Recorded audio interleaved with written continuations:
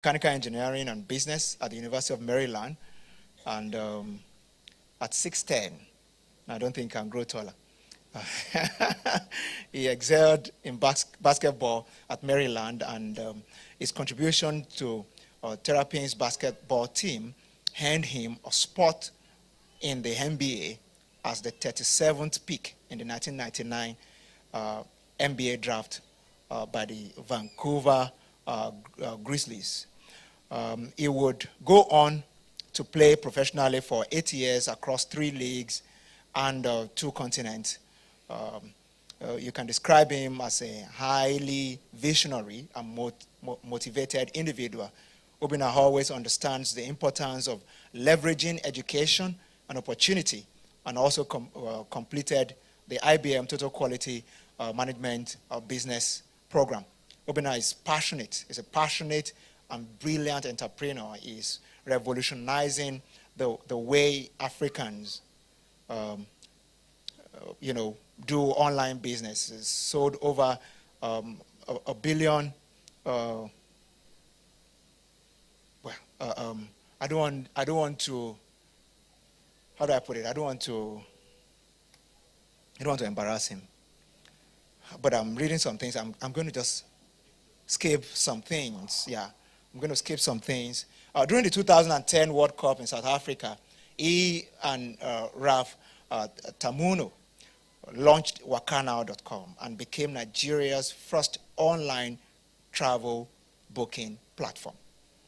And, all right, if you want to clap, please do it. And he and his partner positioned WakaNow to be successful and unique in the industry, maximizing homegrown technology, direct partnership with travel and suppliers, travel suppliers, airline, hotels, and etc. The company continues to expand and remains one of the fastest growing online travel companies in Africa. I'm sure almost everyone here tonight know WakaNow. I was telling Obinna how in 2010, when WakaNow started, the first week WakaNow started, I bought a ticket for WakaNow. I was going to London. And I was asking myself, is this not too much adventure? Must you buy from here? You have your travel agent, you can, I can buy online myself. But I just wanted to try it. And the truth was that it worked. And I'm on their database up to today. I think I still got an email today. I get an email from them every day, And since then, I think I've bought a few times again. And it is a testimony to the fact that God can put a dream in your heart, and it can guide you through fulfilling that dream. I'm going to spend some time chatting with Obinna right here on stage. I want you to put your questions together. If you'd like to ask him any question, Obinna is going to come and just talk off the cuff from his heart for about 10 minutes, and then we'll go into a time of interaction. Please let's welcome Obinna as he comes to be a blessing. Come on, let's appreciate him very well.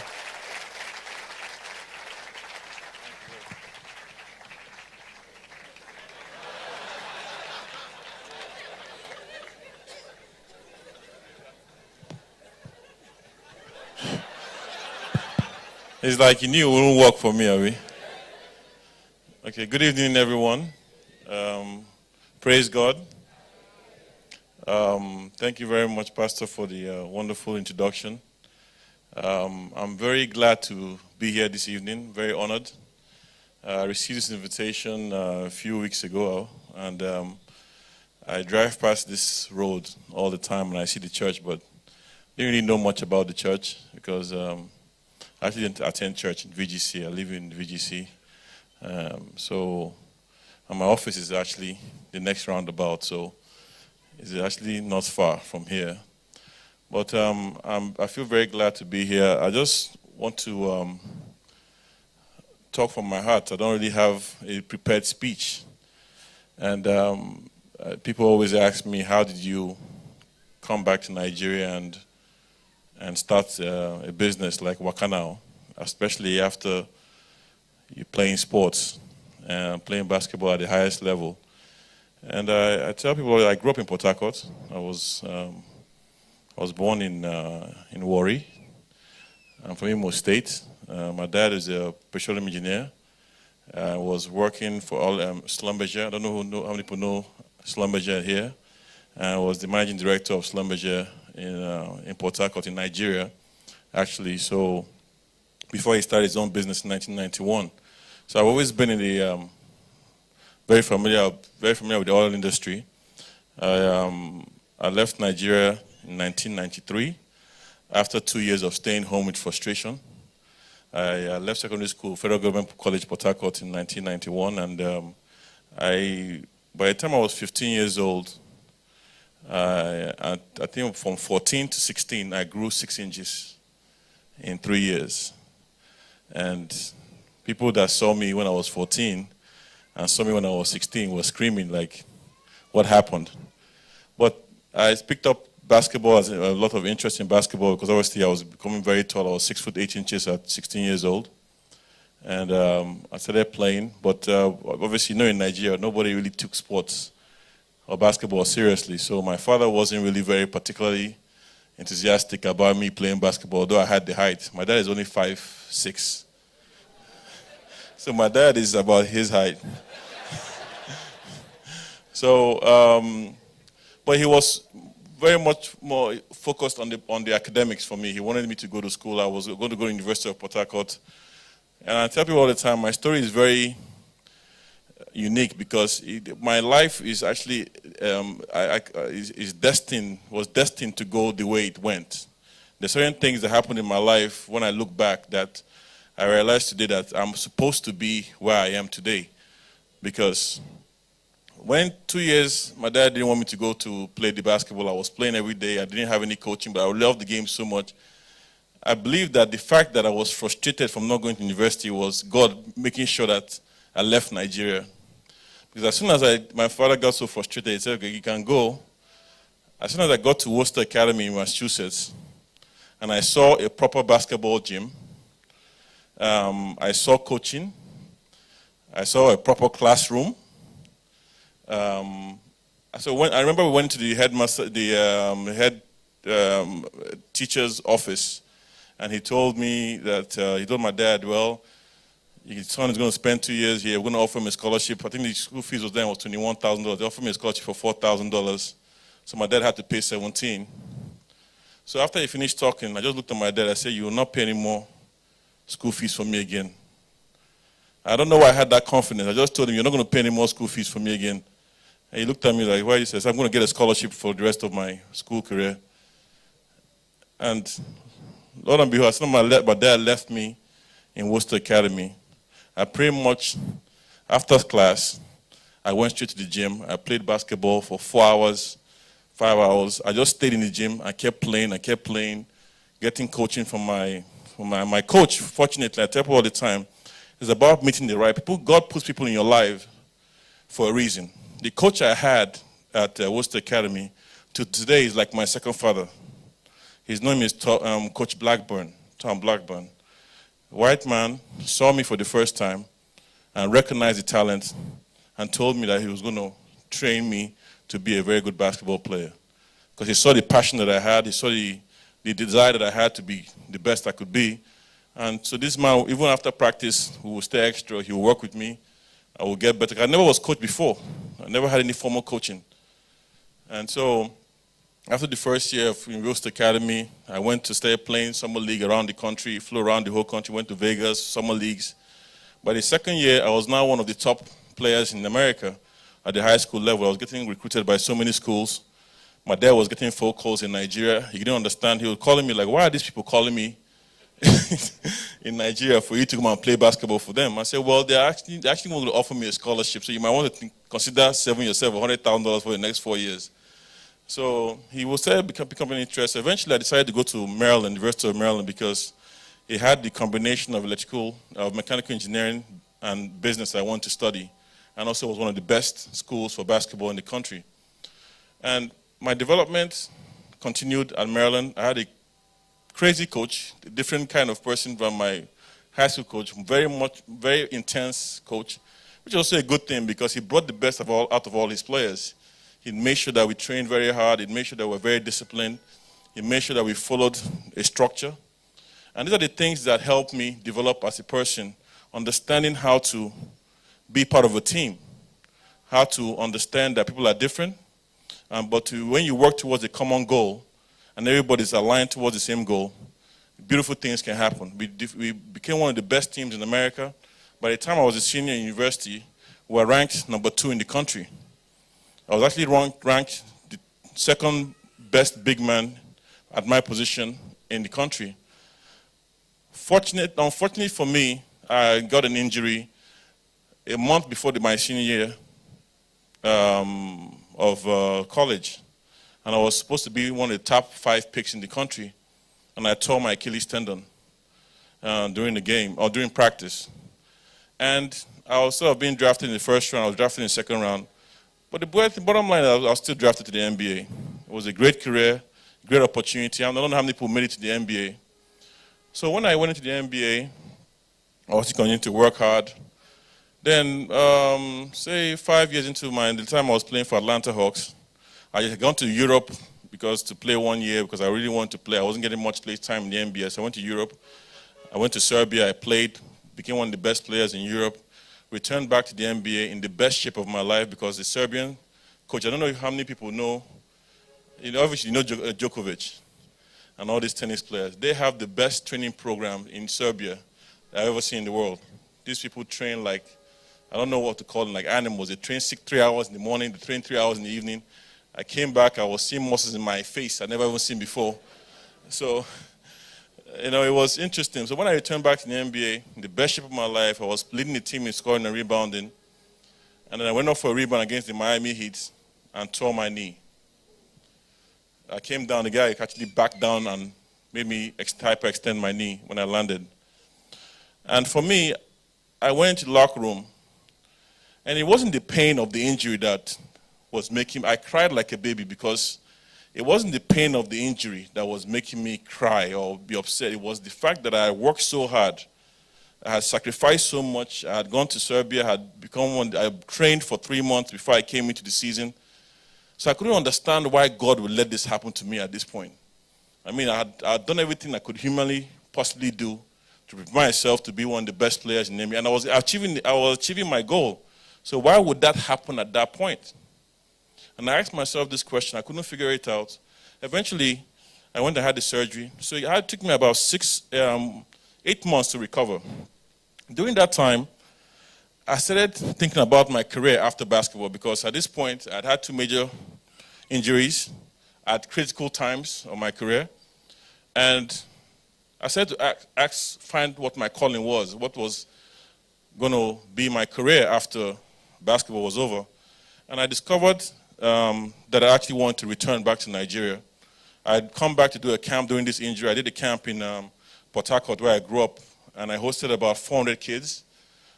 Through my foundation, I sponsored about 400 kids to come for about a week to play basketball and to train them. And then I discovered that there was nothing actually being done to develop young people through sports. And by the time I did that sponsorship, 400 kids, the actual governor at that time, Peter Odili, called my mother that he wanted to come because he was all over the radio. He called my mother, he wanted to come to the event, to the venue, and we had been feeding them for a week. The NBA actually gave me a lot of information, sneakers, jerseys, all of this. I don't know if you've heard of Under Armour. Who's heard of Under Armour before? So I'll tell you just a quick story about Under Armour. Under Armour, the guy that founded Under Armour, his name is Kevin Plank. Kevin Plank was my schoolmate at the University of Maryland. When Kevin Plank started that company, he came to us at the gym where we train in the university with 5 T-shirts. 5. The first 5 T-shirts he ever made, it was a material that allowed, when you sweat, it allowed this perspiration to evaporate, thereby cooling the body. Because he was a football player, American football player, and when they wore cotton, the sweat, was on their body, and it caused them to dehydrate. So he came up with this new material that enabled perspiration to evaporate.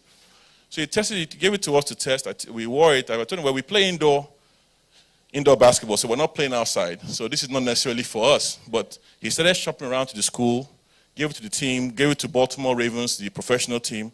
And before I knew it, the guy started selling a lot of T-shirts and started providing this apparel for the University of Maryland. Before I knew it, this guy's company was valued at over $300 million. Nike was offering to buy him, he refused to sell.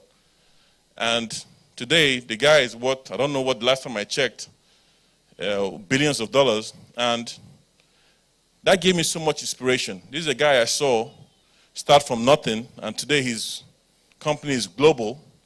And I remember when he went to the stock market, I remember I was playing in Italy. I came back, I went to my coach's office in University of Maryland. This guy employed nearly all the graduates from University of Maryland. Any football player that came out of school that didn't make it to the NFL went to work at Under Armour. So this guy was creating tremendous amount of employment. And so I went to the coach's office, and his coach showed me prospectus. I said, what's happening? He said, Under Armour just listed. I almost lost my mind. I couldn't believe it. I said, Coach, why did you come? Let me put some money into this thing. Because the guy went from $7 to $57 in about less than before I came back, the year. And so these are the things that inspired me when I said, well, I have to find my own way. I have to find something that was going to create value. And I fortunately, when I came back to Nigeria, 2004, 2005, I started looking around to see what I could do after my career. I did that camp. And after that, I started investing in a company in the US with a guy, a very brilliant Nigerian guy, a software engineer. He was building a platform that allowed people to consolidate online travel companies and to be able to, because the online travel market in America was so developed with Expedia and the rest of the other companies, so people needed a platform that consolidate all these platforms and be able to get the best prices for fares and hotels and all these things. So I thought it was very interesting. I saw him, we met, we talked, I started investing. But yes, I'm playing basketball, I couldn't focus on this business, so the guy mismanaged the business, I lost a lot of money. But then when I came back to Nigeria, I saw that, I used Expedia all the time. I came back to Nigeria, I saw that there was nothing like Expedia. The mobile networks were deploying a lot of internet. The payment gateways, which then when I walked to InterSwitch, I went to look for InterSwitch. I went to, I was researching who has a payment gateway in Nigeria. I only knew InterSwitch. And when they only had one small office, I remember I walked in there, and I said, do you have an online payment gateway? They said, yes, but they have not ever deployed it before. So I asked them, how much was it? They told me I paid. I said, well, we're going to use your online payment gateway to build online travel booking portal. So they didn't really understand. I mean, they had never deployed before. Nobody had ever walked in to ask for that product. So when we launched, actually, after I went back, returned to the NBA, played a few more years, I decided to come back and build this company because I felt that this was an unbelievable opportunity that was a lifetime opportunity. I mean, no one was doing it. I studied a lot about what Expedia was doing globally. So we started to build. So when I returned to Nigeria,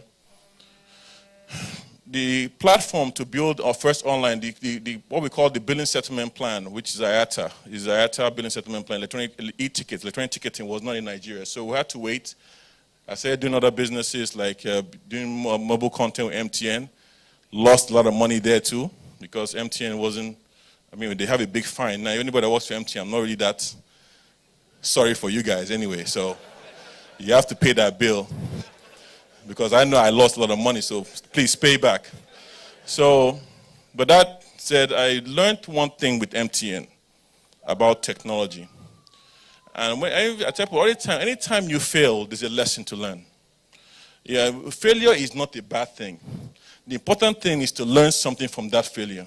What lesson are you going to take from that failure? So the next time you go and you try to do something else, you don't have to make the same mistake.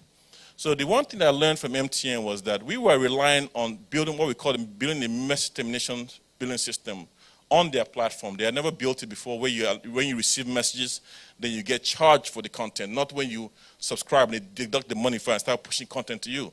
So we built that thing for them, worked with them for about a year and a half, between 2007 and 2008. And by the time we finished it, they stopped taking my calls. We had licensed content from ESPN, from CNN, from everybody, paid licensing fees. We're going to deploy the free English Premier League live scores.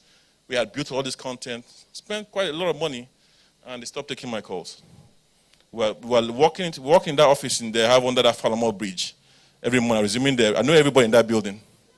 as tall as I am. So they stopped taking my calls. So at that point, as disappointed, this is second failure now, these 2 in a row.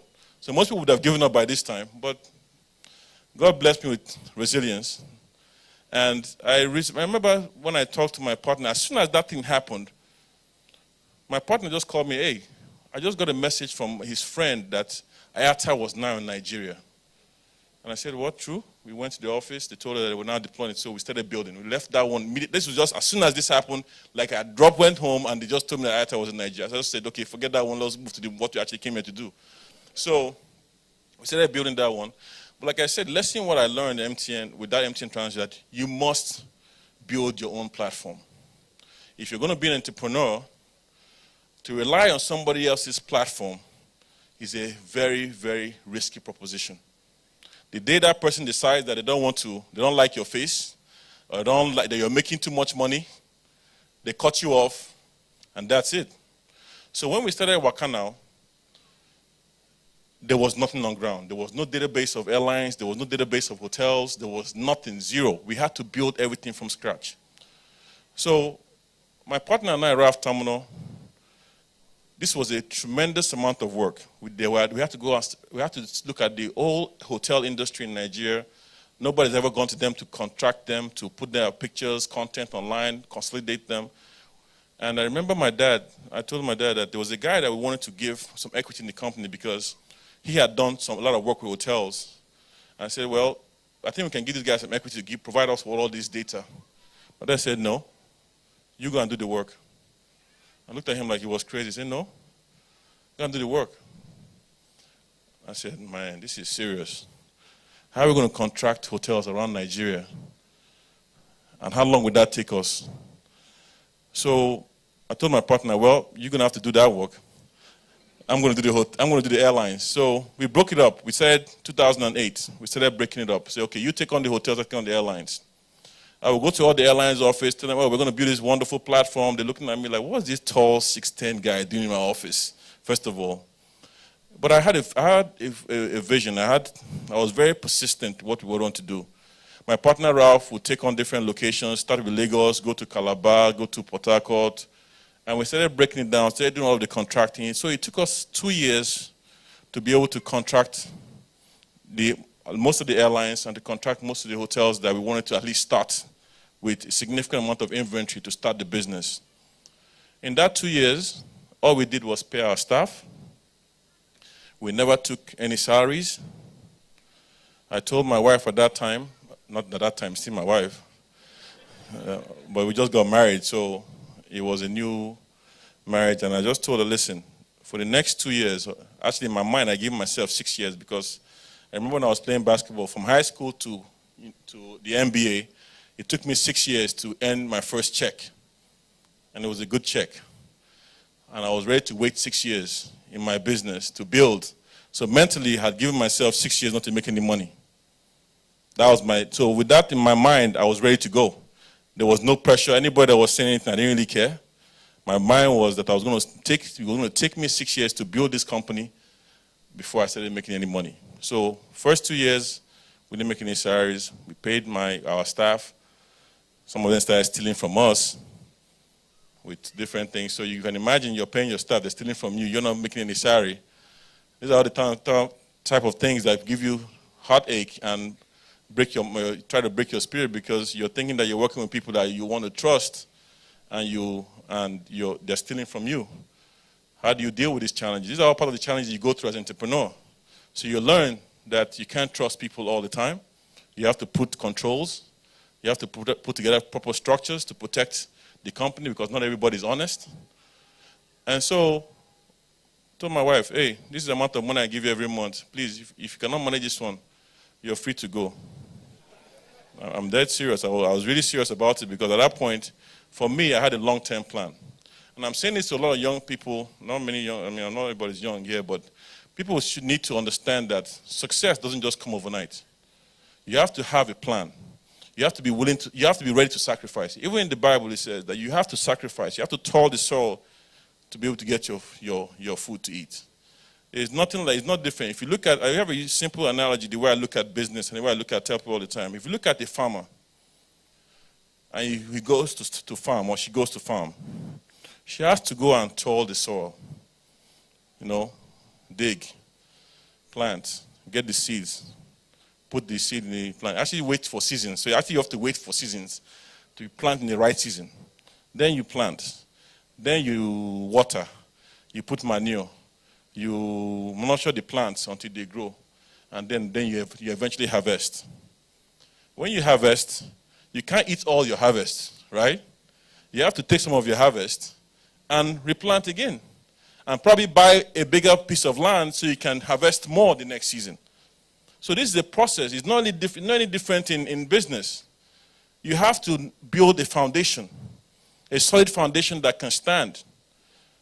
And you have to have people. I tell you, the most important thing, what I pray for every day, when I want to get married, I prayed for God to give me my wife, because I was actually very frustrated before I got married. As well I was doing as a young man, I came back to Nigeria after my dad frustrated me not to marry an American.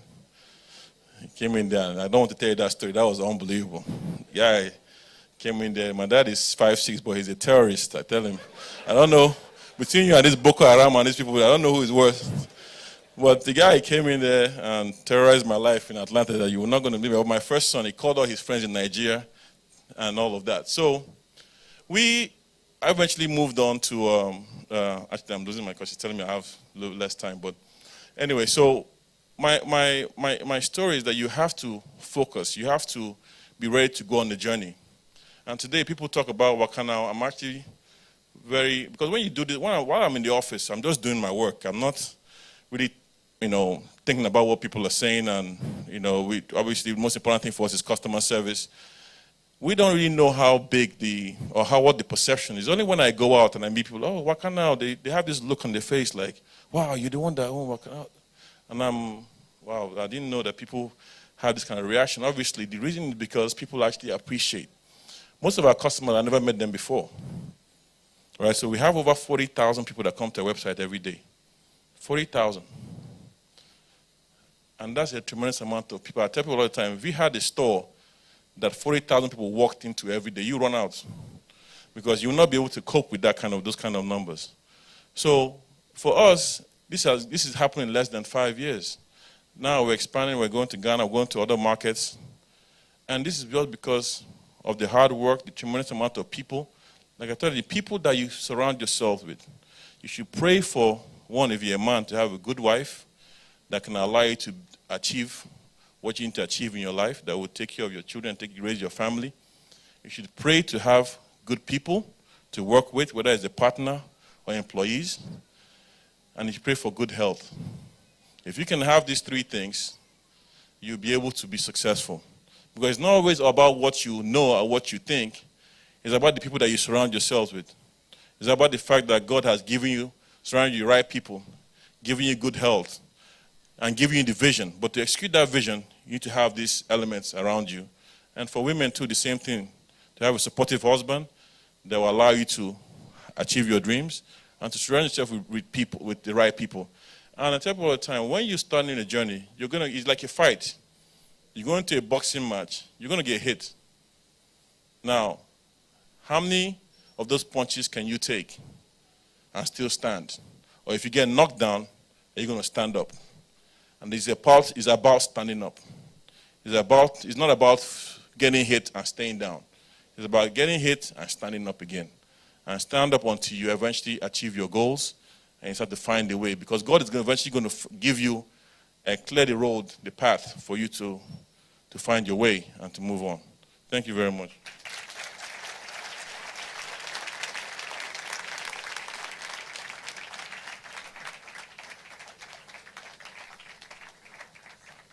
All right, let's do it a little more. Let's appreciate Obeni.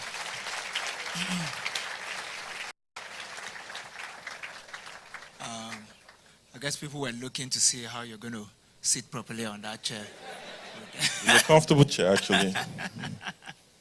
Yeah, it's a comfortable chair thanks to Sixth Sense Interiors. They did a good job. Very good. Setting this place. I bought things from them before too. Okay. All right. You? Obina, You said you didn't prepare to make a presentation, but I could see that this is all coming from the heart. Yeah. Yeah, because if we allow you, I'm sure you can spend the rest of the time just talking about your experience and all the things that that you've gone through. And Yeah. when people speak from the heart, you know that they're real practitioners of their experience. You didn't borrow this experience. Yeah, these were not things you read in the book. You experienced them. And I think that's the most vital part of what we're discussing tonight. So, by popular demand, can you finish the story about that white girl, black girl? It wasn't a white girl. She was Jamaican. Okay. But she was Jamaican American. Okay. You want me to tell the story? I knew that would draw some attention.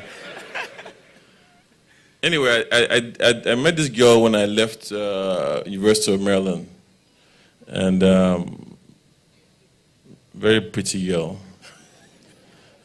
So we started dating, and when I was 24, that's when I went to the NBA. So as a young man, fortunately, I started making a lot of money at a very young age. So by the age of 28, after dating, I'm sorry we're in church, but I was a basketball player, and then things come with that too. I tried my best to behave myself, but it wasn't that easy. But anyway, by 28, I was ready to settle down because I was doing pretty well. And this girl and I had dated for about 4 years. So my dad, being an typical Igbo man, said that this wasn't going to happen. Yeah, part of the reason I came back to Nigeria actually in 2004 was to start looking for a wife. They tried everything, all their friends with their daughters, everybody came to my house. Whether they were invited, they were not invited, they were showing up. So, but it wasn't, this kind of things, you can't force it, So after I looked around, I actually went back to my girlfriend because I didn't see anyone that I was really that interested in. But my dad was putting so much pressure. I remember the Christmas he came back, 2004, 2005. My dad called all his friends, and his friends are big men, So they came to my village, he called all of them that my son wants to kill me, threatening that I was trying to kill him, that I was going to go marry an American, they were going to the woman would divorce me and take all my money plus his own money. I didn't understand all this thing he was saying because I was like, for me, I just wanted to get married to the person that I loved at that time, so I wasn't really looking beyond that. So I remember that after I got frustrated, I came back to Nigeria. I wasn't working. I went back. My dad actually flew to Atlanta when he heard that I had gone back to my girlfriend. I remember I was staying at the Omni Hotel in Atlanta because it was the same arena where we played the Atlanta Hawks. So he called me on the phone like, Obina, I'm coming to Atlanta. Get me a room next to your room. So I got there. He came in. So he sat down. He now broke it down to me, explained to me why he was acting the way why he believed in what he believed, and told me the whole American system and how the women would take you for 50% of your money if you divorce you, and all the dangers of women. My father told me that I'm not saying women are. I can't say what he was saying, but the American system is a little bit different. Most of you that have been to America, that the women control things there. And anything that happens, as a young man that's making a lot of money, you're going to lose half of it for sure. So by the time he explained all these things to me and told me about his own situation as the first son and how that would have a residual effect on my younger ones, my brothers, I have 3 brothers, and if I decide to marry a foreigner, then everybody's going to follow my footsteps, and then he's going to lose all his sons. I'm looking back, I think this was really blackmail at the highest. But anyway, so after this whole incident, because me and my dad actually were very close, so I called my girlfriend and said, listen, my dad is not approving of this thing, and so we have to break it off. So she flew from Washington. So I went to practice the next morning. And I was walking back from practice, and she had flown from Washington back to Atlanta. I came to my hotel. I saw her in the lobby. She was obviously very unhappy and crying and all of that kind of stuff. She cried the whole night. I said, please, this is beyond me now. Please fly to Maryland. My dad actually just went to Maryland. Go to Maryland and see him. So she flew back to Maryland, went to my dad's our family home in Maryland. My dad, my mom, everybody was there. And she went and expressed her unbreakable love for me. And then my father told her, listen, I don't have any problem with you, but this is my first son. And my first son is not going to marry an American. So I think that was pretty much how that relationship ended. Unfortunately, I now came back and met my wife now. So I must say that it was very good advice. It was divine. Yeah. Now let's move to business. Enough. Because I see some of them, if I leave them, they just wanted to be talking about. Nigerians like gist. That's why Lekki just bought a banana island house. On top of all this gist. All right. Moving on, while we're sharing in my office, I said I was going to tell you to actually, in a nutshell, encourage people here about the connection between sport and life itself. Yeah. Especially for those of us who have kids, and some of our kids want to do sport. But there's a huge connection, because you told me about how learning how to be competitive, how to be strategic, and all that has helped you to build business. But you learned all this from sport. So I told you I studied mechanical engineering and business in school, university. So I've always been a very good student. Thank God for my genetics. So I've never had issues with academics. I've always been a very good student. But when it came to basketball, especially at the level, people watch sports and they just watch the entertainment. They watch the people that are running live. We watch Lionel Messi, how he's running around the whole place and he's dribbling around that. But most people don't understand the strategy behind whatever they're doing. Sports, when I was playing, our playbook, what I call our playbook, was about this big. It was like a 200-page document that showcased that we had to memorize and practice different plays, different sets, and most of the time when we go into a game, the coaches will come in and drop a game plan on how we attack and how we defend. And then they will break it down to individuals. So they will tell me, as my position, your opponent is left-handed, he likes to drive left, he's going to turn back and shoot with his right hand. So they studied everything and broke it down, what we call a scouting report. And so you will study these things, and that by the time you study, you go through the practice, and you practice so much that it becomes what we call muscle memory. So you don't have to memorize these things anymore. It becomes part of what you do. You don't have to think about it. As soon as the coach calls a play, you're instantly in position and you react. It becomes part of your instinct. And because you've practiced so much, it becomes second nature. And you start to understand how to attack your opponent. You start to understand how to defend. You understand how to win. Because most people don't know how to win. Winning is a formula. And you have to understand that winning is about identifying your opponent's weakness, whether it's in sports or whether it's in business. So how did I transition to business? How did it transition to business for me? I was able to identify a gap. Identify that there's a problem. People do not have visibility or transparency in the travel booking process in Nigeria because there's no transparent platform. Before we came, if you want to book a flight, you have to call an agent. The agent can tell you any price he or she wants to tell you. He tell you which airline is available. You want to fly BA, you tell you there's no BA seat. How do you know there's really no BA seat? You don't know that because you don't have the information. So because maybe he's making more money from Virgin, he sells you a Virgin flight. You don't really want to fly a Virgin, but you have to pay for Virgin because you're desperate. You don't have any information.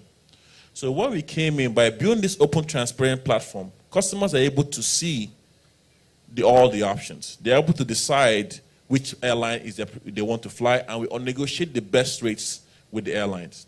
That is how we're able to capture a large market share very, very quickly.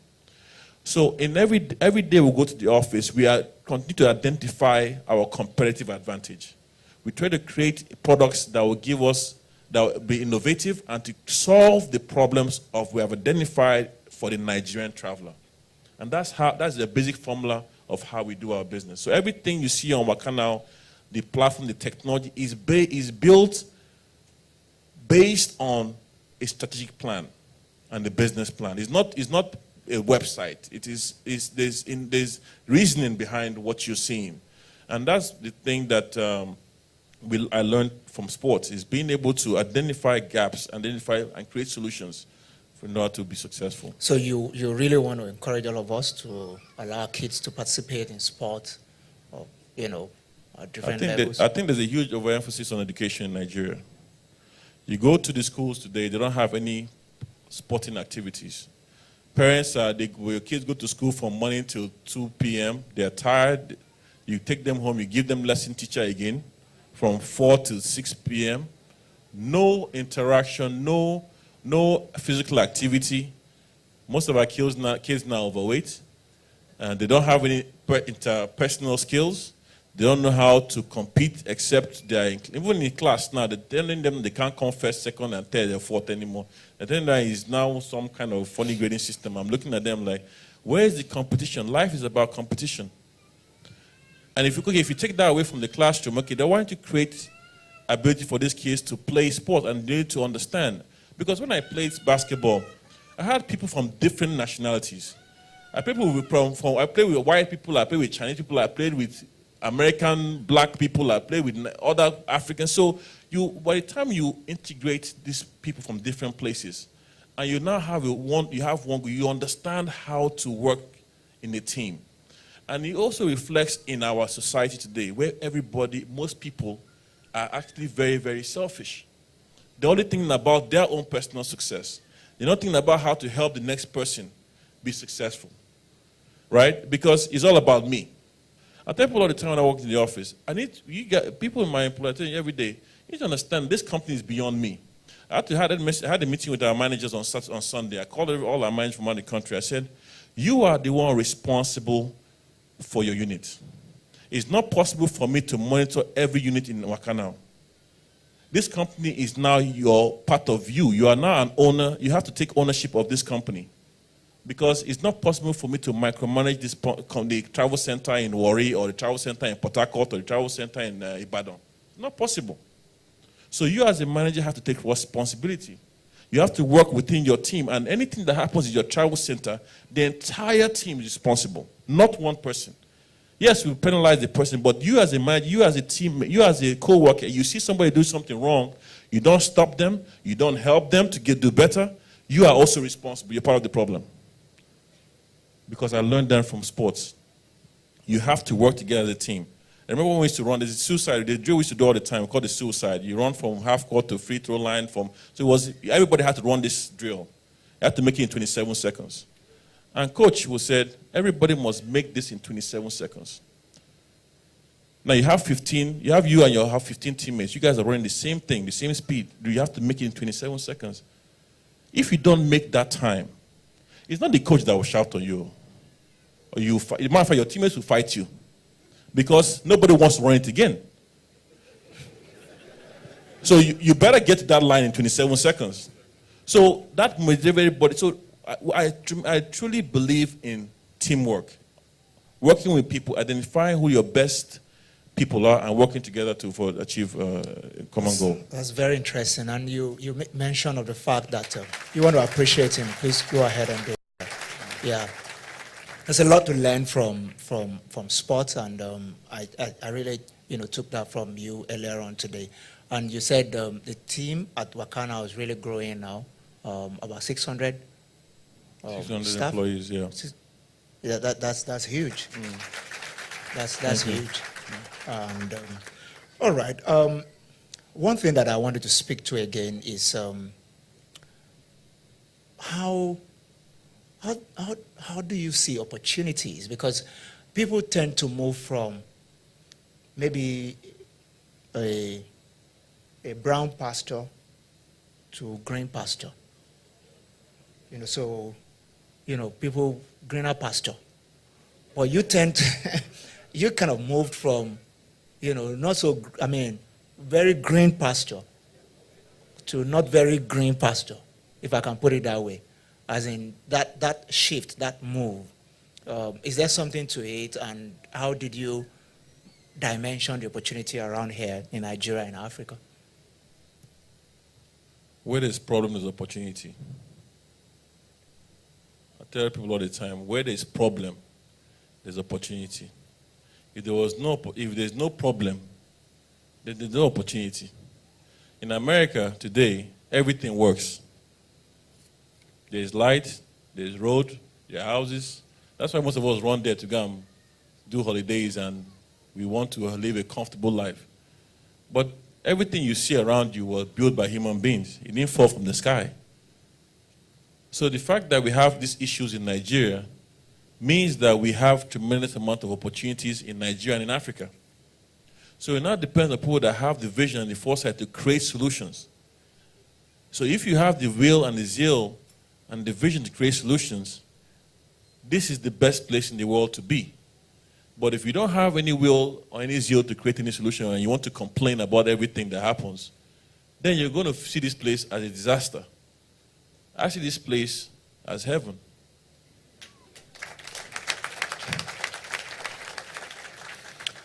It's very interesting. I hope you're seeing this place as heaven too.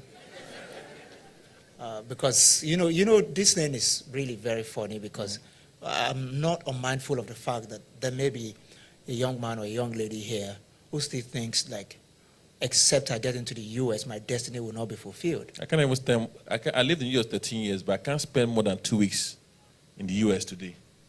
You can't pay me now to go to the US and spend more than, after 1 week, I need to get back on the plane back to Nigeria. That is the shift from what I experienced from when I was young to when I came back to Nigeria. I can't wait to come back to this country with all these problems. Very good. I hope somebody has been convinced that the problems are opportunities. This man, epitomizes the fact that the Nigerian problem can become your own opportunities, and it can be, the best place to live and experience destiny. All right, let's talk about staying relevant. What have you done the past few years to remain relevant in your industry? And or maybe I could reframe it to say, what are you doing to stay relevant? WakaNow is getting stronger by the day. What are the things you're doing to stay relevant? We're just looking for solutions. We're a very innovative team. We work in a very unique way in the office. As a matter of fact, for me, this is how my day goes. I work most of the day, late to the evening. I tried now to go home earlier, but it's not that easy. But then I wake up around 4 o'clock in the morning. Between 4 o'clock and 5, I wake up. And I spend about 2 hours thinking. So before I get out of bed, I will think for about 2 hours. By the time I even get out of that bed, I will written about 10 or so emails about solutions to the problems that I've seen from the previous day, or from our operations, or from information we're getting from data. So we do a lot of data to study our data to see what are the trends, what are the issues that people are having, what are the demands that we're getting from our customers. And that time, when around that 4 o'clock, 5 o'clock in the morning, my brain is very clear. I can think, I can come up with solutions. And that is how we work in WakaNow, is to find solutions and then create products. We don't say that everything that we do works, but most of the time it does. I'll give you an example. There's a new product we have now called Pay Small Small. I don't know if anybody has heard about it. It's an instrumental payment plan that we do for customers. And the reason we came up with that product is because if you look at Nigeria today, most people don't have credit cards. The market is the credit card market in Nigeria is very, very small. And in the US or UK, most people travel and they pay with their credit cards. People don't use their own cash. And we look at the way people buy in Nigeria. When people want to travel, summertime, a family of 4, if they're booking flight and hotel, this can be a 2 million, depending if they're booking economy or a business class, between 2 million, 4 million. These are huge expenses to pay at one time. And most of the time, Nigerians are booking late. And because they're booking late, they're getting the most expensive fares because they're not booking it early enough. So we came up with this product to be able to create an instrumental payment plan for to book earlier to get cheaper fares and cheaper rates, and then be able to pay instrumentally so that they can be able to save money on the, at least manage their cash flows. And so this has been tremendous. This has been a tremendously successful product, and I want to encourage people that want to travel or plan to travel to change the mindset. We're trying to change the mindset where Nigerians plan. Book early, you get cheaper fares, you don't wait till the last minute and then have to pay these exorbitant amounts because you really have to travel. So these are the kind of products that we come up with, and we create solutions. And I think that by doing all this, it keeps us very busy and opens up opportunities for us. Thank you. That was quite insightful. So creating solutions, thinking through your processes, innovating, and just thinking about how can we do this better all the time. We always position you for relevance. A few questions from the audience.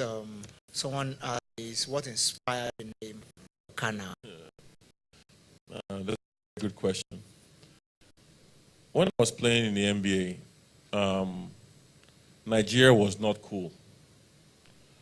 Nigeria as a country had a very, very bad perception or reputation in America. Most of it being this 419, what I call it, what would I call 419? Business. Let's call it a 419 business that was going on globally. So people had a very, very bad perception of Nigeria.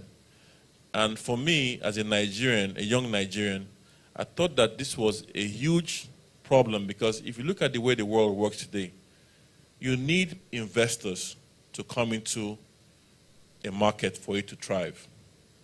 And when I looked at the opportunities in Nigeria and then the perception that Nigeria had, I said, why would anybody want to invest in Nigeria if they think we're all criminals?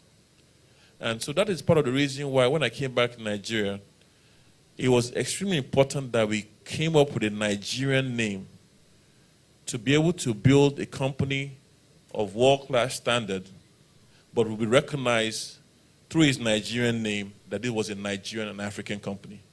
I thought that was a huge statement to make. And so Waka means move. Thank you. Waka means move. And our objective was for you to travel and to have an easy process of booking your travel. So Waka, travel, book now, travel now. And that's how we came up with the name. It's very good. So if you ever thought that having a name that has a local tint or bent to it may not work for your business, I think you should think twice. Because a lot of the businesses will patronize the big names, like Nestle, all those are names that are indigenous, to the places where they came from. I think that Nigerians now are appreciating our own culture more now. If you look at the music industry, what's happening now, you go to any party now, nobody will listen to any American, nobody will stand up to dance to any American music. It's once Wizkid comes up now, everybody will jump up. So we are starting to appreciate our own products, our own culture. So I think that promoting Nigerian businesses and promoting Nigerian culture is extremely important. Because the world today, why is America so popular?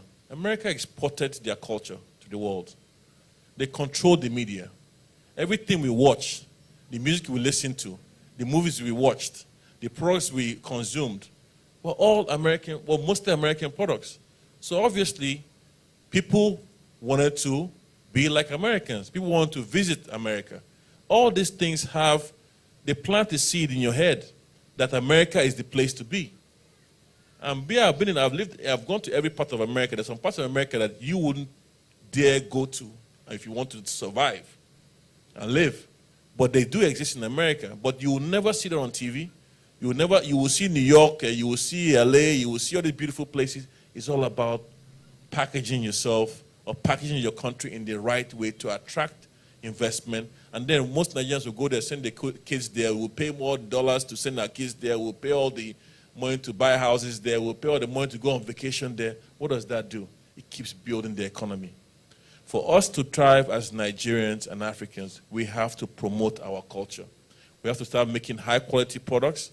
We have to start competing globally. We're in a global market. We're not isolated in any bit. We need to understand that people know where Nigeria is, and who we are. We need to start competing on a global playing field. We need to understand that when we make products, everything we do, as small as you think that you are as a human being, you can make a difference. You can create a new perception. Just to let you know, we're coming up with a new product called Destinations Africa. We mostly sell domestic and outbound travel to the world. People would like to go, most of our flight bookings are going to London, the UK, South Africa. Dubai now is #1 destination. But we also took this as recognized in the company that it was important for us to start to bring people to Africa. So and nobody's ever built a platform dedicated to African travel.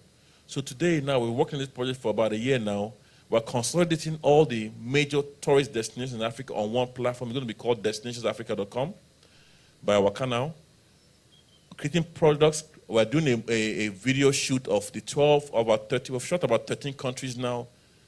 Destinations you've never seen before in terms of what they have to offer. So people can actually see what Africa looks like. Most people in this room today have never traveled to Africa. And so for us to develop Africa, we need to travel and keep this money within Africa. We need to encourage people to come and spend those pounds here, those dollars here. Come and spend it here. Don't keep taking as if you're taking our money every time we're going to America. We go there, spend $3,000, $4,000, $5,000. This money is leaving Nigeria. Let's start encouraging people to come into Nigeria, come into Africa, so that we can also develop this continent. And by the time they come in and see the opportunity, they will start investing, because now the perception is not being driven by the media. Your personal experience coming to Africa will be totally different from what you've been sold on TV. So that will now encourage investment. I think that's really important. I think we should appreciate Obina. Now I really believe that WakaNow is going to be on the cutting edge for a long time, because you guys are, Amen. You guys are really into, pushing for new ideas and great stuff. Maybe one or two more questions, and I'm going to let you off the hook. There's a question here from the audience about, what do you think that your seemingly privileged background did to you as an entrepreneur? Will you say it helped maybe while you were raising funds for your business, or was it a network thing? Speak to that in a moment. Okay. When we started WakaNow, we put in our own money, because there was nobody that was going to invest in a Nigerian company. Because we didn't have the credibility. This wasn't a proven industry or proven market. When we started WakaNow, there was nothing in e-commerce going on. It's after we started 2000, we started seeing the likes of Jumia and Konga and the rest of them coming on board. I will tell you a story about how we got our first investment. I brought every dime I had back to this country. And I had spent, my father invested, I invested, my partner invested. For those 2 years, we burnt millions of dollars building WakaNow. I hadn't seen a dime revenue. My father actually thought I was crazy because of the amount of money that we were spending to build the technology, which was the important thing, to fund the contracting and all this kind of work, to have the regular technology team. Our technology team was based out of India, so we were paying them in US dollars from here. It took tremendous amount of courage, but this is what happened. I did an interview on CNBC. A lady came to Nigeria, wanted to interview me about what we're doing in Nigeria. She heard about we're building a company called WakaNow and wanted to be the Expedia of Africa. And I went and did the interview at Echo Hotel. That interview was broadcast in America. And I got an email, a LinkedIn message from a guy I never knew. I didn't know who he was. He said he wanted to speak to me. He was an investor based out of New York. I said, well, fine, I'll talk to you. So he called me, we had a conversation. He told me, what are you guys doing? We're one of the biggest investors in the e-commerce space in the world. He told me how much money they had, with tremendous amount of money they had on their management. I said, well, we're just starting. We have not really done much. It was when we just started the business. But he said, okay, fine. When you guys get to it, he gave me a target. When you guys get to a certain level, call me. So we started. We started doing the marketing. We launched during the World Cup, 2010. We started generating significant amount of revenue. And then one day I saw on CNN a company called Make My Trip. Make My Trip is the biggest online travel company in India. And they are investors in Make My Trip. They just listed on his New York Stock Exchange and raised a lot of money. So I just sent the guy a message. Oh, wow, congratulations. You guys just did an IPO. Then he came back, yeah, well, we're very happy. But how are you guys doing? And so I told him that we had grown and we had done. He said, well, that's great. I'm coming to Nigeria. I said, how do you mean? I said, fine. So he came in, he flew in. And then he came to our office. We had a small office here in Onero that time. He came into our office, looked online, was searching on Google to see who was doing what online marketing. There was nobody advertising online. The guy was so blown away, he thought he was going to make an investment right there. No documentation. Believe me, at this time, I spent every single dime I had. I was down to 4 naira. The last ATM I withdrew was 4 naira. I started laughing. I don't know why I was laughing, but I just started laughing because I just knew in my heart that at that point where I touched the bottom, so there's really nothing to do again but to start going back up. And this guy flew in at this time. I tell you that God had a lot of hand in this.